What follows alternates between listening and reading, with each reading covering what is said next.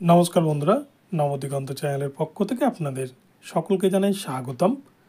তো বন্ধুরা, এই মুহূর্তে সবথেকে বড় আপডেট, বড় খবর, 10,323 জন শিক্ষকের চাকরি বাতিল। এই সমস্ত বাতিল হয়ে যাওয়া শিক্ষক অর্থাৎ চাকরিচ্যুত শিক্ষকেরা সুপ্রিম কোর্টের দ্বারস্থ হতে চলেছেন। তো এই মুহূর্তে আমি আপনাদের সাথে এই 10,323 জন শিক্ষকদের চাকরিচ্যুত বিষয়টি নিয়ে আলোচনা করব এবং তাদের যে চাকরি বাতিলের ঘটনা এই নিয়ে কিন্তু আলোচনা করব। তো আপনারা সম্পূর্ণ ভিডিওটি স্কিপ না করে প্রথম থেকে শেষ পর্যন্ত দেখতে থাকুন। এই ভিডিওর মাধ্যমে আপনারা অনেক অজানা তথ্য জানতে পারবেন। এই ভিডিওটি আপনাদের জন্য ভীষণ ইনফরমেটিভ হতে চলেছে। তো চলুন বন্ধুরা, আমরা আজকের এই ভিডিওটি বিস্তারিতভাবে জেনে নিই। তবে তার আগে বলে রাখি, যারা প্রথমবার আমার চ্যানেলে এসেছেন আপনারা কিন্তু অবশ্যই আমার চ্যানেলটিকে সাবস্ক্রাইব করে অল নোটিফিকেশান অন করে রাখবেন, তাহলে এই ধরনের আপডেট সবার আগে সবার প্রথমে পেয়ে যাবেন। তো চলুন এবার আমরা ভিডিওটি সম্পর্কে যথাযথভাবে জেনে নিই।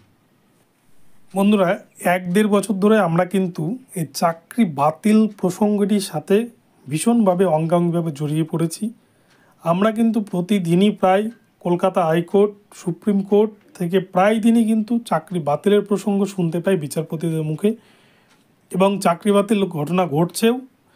তো এই ঘটনা কিন্তু নতুন ঘটনা নয়। তো ঠিক এইরকমই কিন্তু আবার 10,323 জন শিক্ষকের চাকরি বাতিলের ঘটনা সামনে এলো। এই 10,323 জন শিক্ষক খুবই অসহায় হয়ে ঘুরে বেড়াচ্ছেন, তারা ভীষণ অসহায়তার সাথে দিন কাটাচ্ছেন। এই নিয়ে কিন্তু তারা এবারে সুপ্রিম কোর্টের দ্বারস্থ হতে চলেছেন। কেননা এই 10,300 জন শিক্ষক তারা কিন্তু হন্যে হয়ে ঘুরেও তাদের চাকরি চলে যাওয়ার পরে তারা হন্যে হয়ে ঘুরে বেড়ালেও তারা কিন্তু কোনোভাবেই কোনো জায়গাতে কাজ পাচ্ছে না, বা কেউ তাদের চাকরি দিচ্ছে না। কোনো বেসরকারি কোম্পানি বা বেসরকারি কোনো প্রতিষ্ঠানেও তারা চাকরি করতে পারছে না। সেই জন্যই তারা ভীষণ অসুবিধার মধ্যে পড়েছে তাদের সংসার নিয়ে। কেননা প্রত্যেকেরই সংসার রয়েছে এবং সংসারে মা বাবা, ভাই বোন, ছেলে মেয়ে সকলেই রয়েছে, তাই তাদের প্রতিপালনের জন্য কিন্তু এরা সত্যিই ভীষণ অসহায়। কেননা দীর্ঘদিন চাকরি করার পর যদি চাকরি চলে যায় তাহলে সেই দুঃখ কিন্তু ভীষণ খারাপ। কেননা কেউ চাকরি পায়নি তার দুঃখ একরকম, আর কারো যদি চাকরি পাওয়ার পরে সেই চাকরিটি বাতিল হয়ে যায় সেই দুঃখ কিন্তু যার যায় সেই বোঝে। তো এই ঘটনাটি ঘটেছে আমাদের পার্শ্ববর্তী রাজ্য ত্রিপুরা রাজ্যে।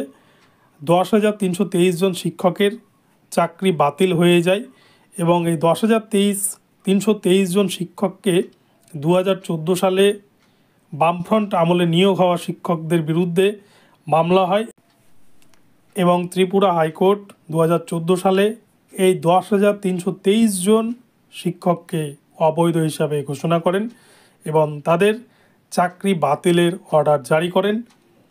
এই সমস্ত শিক্ষকেরা তখন অসহায় হয়ে তারা কিন্তু সুপ্রিম কোর্টের দ্বারস্থ হয়েছিলেন এবং তারা ত্রিপুরা হাইকোর্টের রায়কে চ্যালেঞ্জ করে সুপ্রিম কোর্টে এই নিয়ে মামলা দায়ের করেন, একটি এসএলপি করেন। কিন্তু সুপ্রিম কোর্টের পক্ষ থেকেও তাদের আবেদন খারিজ করে দেওয়া হয় এবং ত্রিপুরা হাইকোর্ট যে রায় দিয়েছিলেন সেই রায়কে মান্যতা দেয় সুপ্রিম কোর্ট।